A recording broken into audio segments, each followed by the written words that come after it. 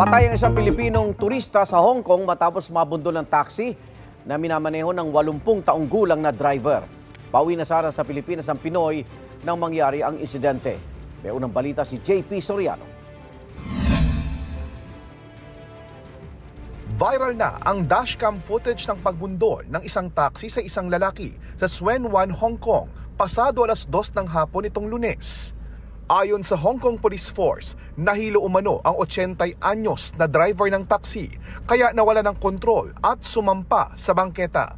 Nagdire-diretsoan nila ito hanggang mabundol ang isang 35 taong gulang na lalaki bago tumama sa pader ng isang hotel. Ang biktima kinumpirma ng Department of Foreign Affairs na isang Pilipinong turista batay sa impormasyon ng Konsulado ng Pilipinas sa Hong Kong. Kasama niya ang isang kaibigan at pabalik na sana ng Pilipinas. Siya ay nahagip ng isang taxi na nawalan ng preno habang siya ay naghihintay ng sasakyan papunta ng airport.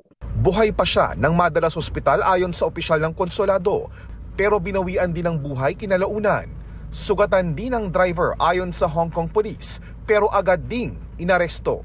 Ayon sa ating konsulado, na nasa pamumuno ni Consul General Romulo Israel Jr., ang nakahagip ay isang 80-year-old, 80 anyos na taxi driver. At kasalukuyan siya ay nasa kustodiya ng Hong Kong Police Force.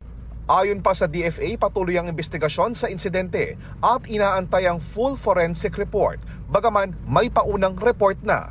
Ang sinabi dun sa report so far ay aksidente, vehicular accident. Naabisuhan na ang pamilya ng biktima sa Pilipinas at inaasikaso na ang pagpunta nila sa Hong Kong. Ito ang unang balita, JP Soriano para sa GMA Integrated News. Igan, mauna ka sa mga balita, mag-subscribe na sa GMA Integrated News sa YouTube para sa iba't ibang ulat sa ating bansa.